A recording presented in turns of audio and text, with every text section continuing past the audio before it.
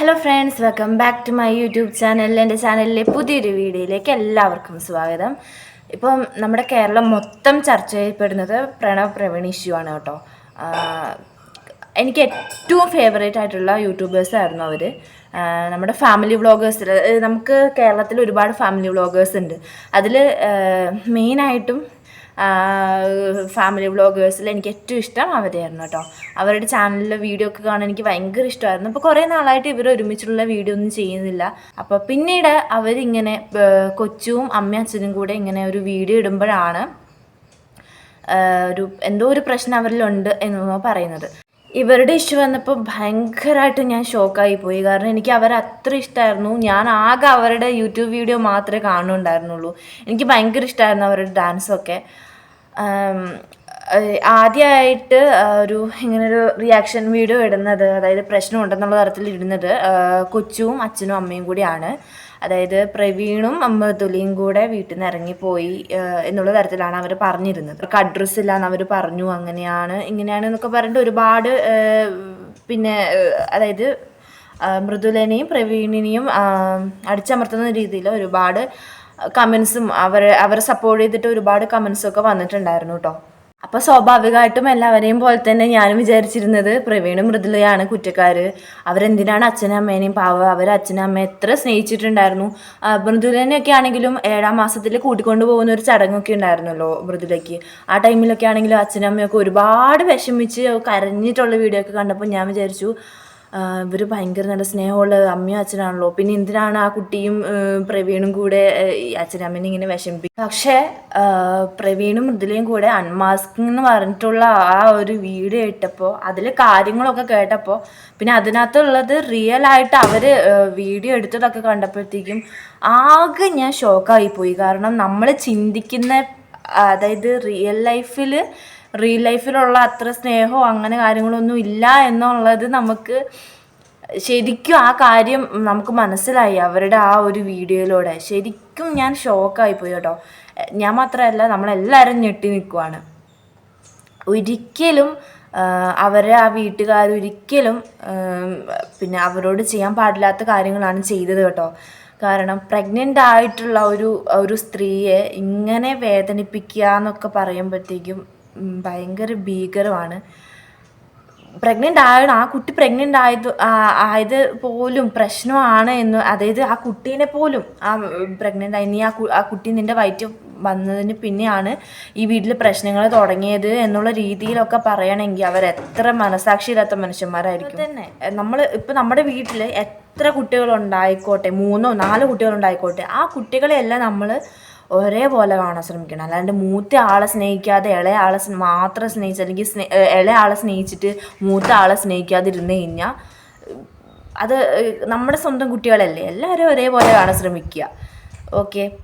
പക്ഷേ പ്രവീണുണ്ടായ ആ ഒരു ഇഷ്യൂ, അതായത് അവർ ചുണ്ടൊക്കെ പൊട്ടി മേലൊക്കെ നിറച്ചും അവിടെ ഇവിടെയൊക്കെ ആയിട്ട് ഇതൊക്കെ കണ്ടപ്പോൾ ഞാൻ ആകെ ഷോക്കായി. കാരണം അച്ഛനും കൊച്ചും കൂടെ ചേർന്ന് അടിച്ചതാണെന്നാണ് പറയുന്നത്. ആ ഒരു ഇത് കണ്ടപ്പോൾ ഞാൻ ആകെ ഷോക്കായിപ്പോയി. കാരണം അവരങ്ങനെ ഒരാൾക്കാരാണ് നമുക്ക് ഊഹിക്കാൻ പോലും പറ്റാത്ത ഒരു സ്റ്റേജിലേക്ക് നമ്മൾ അവരുടെ ആ വീഡിയോ കണ്ട് എത്തിയിട്ടുണ്ടായിരുന്നു. പക്ഷെ ഭയങ്കരമായിട്ട് ഷോക്കായിപ്പോയി കേട്ടോ.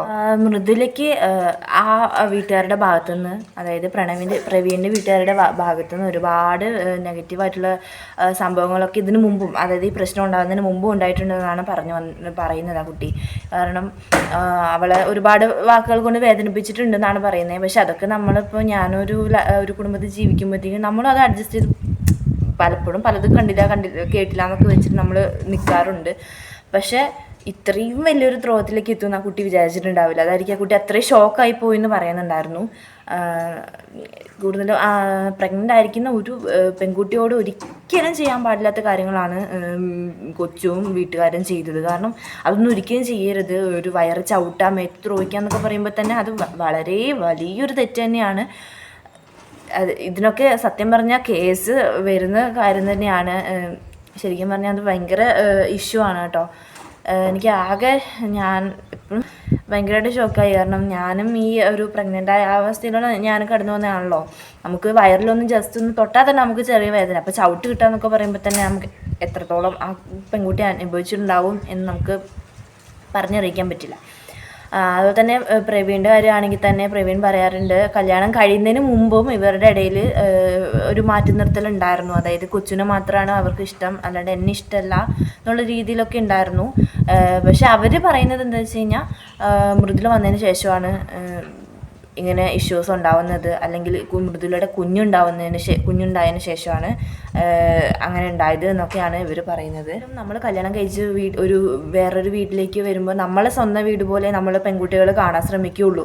അല്ലാതെ അവിടെ പോയിട്ട് പ്രശ്നങ്ങൾ ഉണ്ടാക്കണമെന്നൊന്നും ഒരു പെൺകുട്ടിയും ശ്രമിക്കില്ല.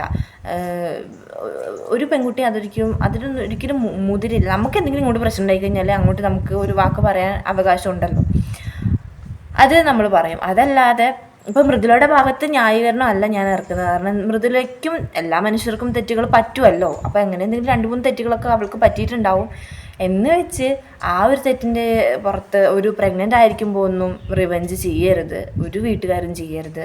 കാരണം ആ ടൈമിൽ നമ്മൾ ഏറ്റവും കെയർ കൊടുക്കേണ്ട സമയമാണ്. ആ ടൈമിൽ ഒരിക്കലും ഒരു പെൺകുട്ടിയോടും ഇങ്ങനെയുള്ള ദ്രോഹങ്ങളൊന്നും ചെയ്യരുത്. കാരണം അവർ ചെയ്യുന്നത് ഏറ്റവും വലിയ തെറ്റാണ്. അഭിപ്രായം പറയുകയാണെങ്കിൽ ഒരിക്കലും വീട്ടുകാരെ എന്നൊന്നും നോക്കരുത് കേട്ടോ. പോയിട്ട് കേസ് കൊടുക്കുക. കാരണം ഇത്രത്തോളമൊക്കെ ഒരു പെൺകുട്ടിയും ഒരു ആൺകുട്ടിയൊക്കെ അനുഭവിക്കാന്ന് വെച്ചാൽ അത് ഭയങ്കര പ്രശ്നമാണ്. കേസ് കൊടുക്കേണ്ടതായിരുന്നു. പക്ഷേ ഫാമിലി നമുക്ക് എപ്പോഴും എല്ലാവർക്കും വലുത് തന്നെയാണല്ലോ. അതുകൊണ്ടൊക്കെ തന്നെ അവർ കേസ് കൊടുത്തിട്ടില്ല. എന്തായാലും ഇഷ്യൂ സോൾവ് ആവോ എന്നൊന്നും നമുക്കറിയില്ല. പക്ഷെ അതിനുവേണ്ടി നമുക്ക് കാത്തിരിക്കാം അവരിനി എന്താണ് ചെയ്യാൻ പോകുന്നതെന്ന്. നല്ലതായിട്ട് വരട്ടെ എന്ന് ഞാൻ ആഗ്രഹിക്കുന്നു. പക്ഷെ എൻ്റെ ഒരു ആഗ്രഹം പറയുകയാണെങ്കിൽ അവരിനി ഒരിക്കലും ആ വീട്ടിലേക്ക് പോവാതിരിക്കുന്നതായിരിക്കും നല്ലത്. അവർ രണ്ടുപേരും മാറി താമസിച്ച് അവരുടെ ആ ഒരു സന്തോഷം ഉണ്ടാക്കട്ടെ. പിന്നെ കൊച്ചുവിനും ഫാമിലിക്കും ഉള്ള പോലെ തന്നെ പ്രവീൺ ഇങ്ങനെ പറയുകയുണ്ടായി, ഞാൻ മൃദുലനെയൊക്കെ സപ്പോർട്ട് ചെയ്യുന്നത് ഫാമിലിക്കൊന്നും ഇഷ്ടമുണ്ടായിരുന്നില്ല, പെൺകോന്തൻ എന്നുള്ള തരത്തിലാണ് കണ്ടിരുന്നത് എന്നുള്ള കാര്യം പ്രവീൺ പറയുന്നുണ്ടായിരുന്നു. എന്താണ് പെൺകോന്തനല്ല അത്, കാര്യം ഭാര്യയ്ക്ക് ചെയ്തു കൊടുക്കുന്നതൊന്നും ഒരിക്കലും ഒരു തെറ്റായിട്ടുള്ള കാര്യമൊന്നുമല്ല. അത് ചെയ്തു കൊടുക്കുന്നത് വളരെ ശരിയായിട്ടുള്ള കാര്യമാണ്. കാരണം ഈക്വൽ ആയിട്ടുള്ള കാര്യങ്ങൾ, അതായത് ബഹുമാനവും സ്നേഹവും ഒക്കെ നമ്മൾ എന്ത് കാര്യം ചെയ്തു കൊടുക്കുമ്പോഴാണെങ്കിലും ഭാര്യയും ഭർത്താവും ഒരുമിച്ച് ചെയ്യുന്നതാണ് എന്തുകൊണ്ടും നല്ലത്. കാരണം എന്ത് കാര്യമാണെങ്കിലും, ഇപ്പോൾ വീട്ടുപണിയാണെങ്കിലും ഒരു ജോലിയൊക്കെ ആണെങ്കിലും നമുക്ക് എന്തും ചെയ്യാം ഭാര്യയും ഭർത്താവിനും ഈക്വലായിട്ട് ചെയ്യാം. അതല്ലാതെ വീട്ടുപണിയും ഭാര്യ മാത്രം എടുക്കുക എന്നുള്ള തരത്തിലൊന്നും നടക്കുന്ന കാര്യമല്ല. കാരണം അതൊക്കെ അവർ ചിന്തിക്കുന്നത് വളരെ തെറ്റായിട്ടുള്ള കാര്യമാണ്. എനിക്ക് ആകെ ഷോക്കായി. കാരണം എനിക്ക് അവരെ ഒത്തിരി ഇഷ്ടമായിരുന്നു. ഞാൻ വീണ്ടും പറയണം, എനിക്ക് ഒത്തിരി ഇഷ്ടപ്പെട്ട യൂട്യൂബേഴ്സായിരുന്നു കേട്ടോ അവർ.